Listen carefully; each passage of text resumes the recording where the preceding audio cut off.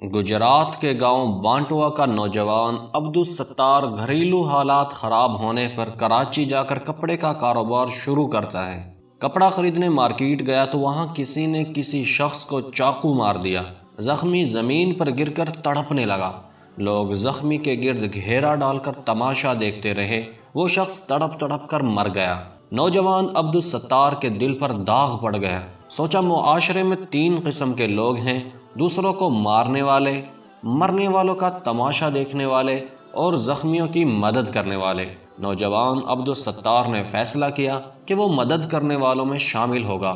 پھر کپڑے کا کاروبار چھوڑا، ایک ایمبولینس خریدی اور اس پر اپنا نام لکھا، نیچے ٹیلی فون نمبر لکھا اور کراچی شہر میں زخمیوں اور بیماروں کی مدد شروع کر دی۔ وہ اپنے ادارے کے ڈرائیور بھی تھے، آفس بوائے بھی، ٹیلی فون آپریٹر بھی، سویپر بھی اور مالک بھی۔ وہ ٹیلی فون سرہانے رکھ کر سوتے، فون کی گھنٹی بجتی، یہ ایڈریس لکھتے اور ایمبولینس لے کر چل پڑتے۔ زخمیوں اور مریضوں کو ہسپتال پہنچاتے، سلام کرتے اور واپس آ جاتے۔ عبدالستار نے سینٹر کے سامنے لوہے کا غلہ رکھ دیا۔ لوگ گزرتے وقت اپنی فالتو ریزگاری اس میں ڈال دیتے تھے۔ یہ سینکڑوں سکے اور چند نوٹ اس ادارے کا کل اثاثہ تھے۔ یہ فجر کی نماز پڑھنے مسجد گئے۔ وہاں مسجد کی دہلیز پر کوئی نوزائیدہ بچہ چھوڑ گیا۔ مولوی صاحب نے بچے کو ناجائز قرار دے کر قتل کرنے کا اعلان کیا۔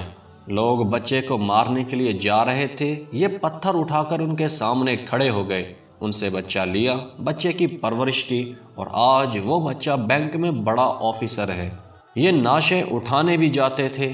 پتہ چلا گندے نالے میں نعش پڑی ہے۔ یہ وہاں پہنچے، دیکھا لواحقین بھی نالے میں اتر کر نعش نکالنے کے لیے تیار نہیں۔ عبدالستار ایدھی نالے میں اتر گیا، نعش نکالی، گھر لائے، غسل دیا، کفن پہنایا، جنازہ پڑھایا اور اپنے ہاتھوں سے قبر کھود کر نعش دفن کر دی۔ بازاروں میں نکلے تو بے بس بوڑھے دیکھے، پاگلوں کو کاغذ چنتے دیکھا، آوارہ بچوں کو فٹ پاتھوں پر کتوں کے ساتھ سوتے دیکھا تو اولڈ پیپل ہوم بنا دیا، پاگل خانے بنا لیے، چلڈرن ہوم بنا دیا، دسترخوان بنا دیے، عورت کو مشکل میں دیکھا تو میٹرنٹی ہوم بنا دیا۔ لوگ ان کے جنون کو دیکھتے رہے، ان کی مدد کرتے رہے اور یہ آگے بڑھتے رہے، یہاں تک کہ ایدھی فاؤنڈیشن ملک میں ویلفیئر کا سب سے بڑا ادارہ بن گیا۔ یہ ادارہ 2000 میں Guinness book of the world record میں بھی آ گیا۔ ایدھی صاحب نے دنیا کی سب سے بڑی پرائیویٹ ایمبولینس سروس بنا دی۔ عبدالستار ایدھی ملک میں بلا خوف پھرتے تھے۔ یہ وہاں بھی جاتے جہاں پولیس مقابلہ ہوتا تھا یا فسادات ہو رہے ہوتے تھے۔ پولیس، ڈاکو اور متحارب گروپ انہیں دیکھ کر فائرنگ بند کر دیا کرتے تھے۔ ملک کا بچہ بچہ قائد اعظم اور علامہ اقبال کے بعد عبدالستار ایدھی کو جانتا ہے۔ ایدھی صاحب نے 2003 تک گندے نالوں سے 8000 نعشیں نکالی، 16000 نوزائیدہ بچے پالے، انہوں نے ہزاروں بچیوں کی شادیاں کرائیں۔ یہ اس وقت تک ویلفیئر کے درجنوں ادارے چلا رہے تھے۔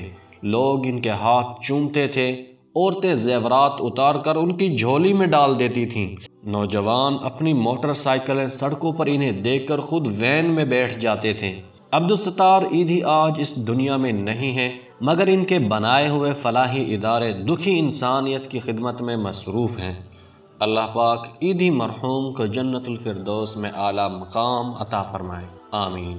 دوستو ایسے ہی مزید انٹرٹینمنٹ اور انفارمیشن سے بھری ویڈیوز دیکھنے کے لیے ہمارے چینل اسلامی کلب کو لازمی سبسکرائب کر دینا۔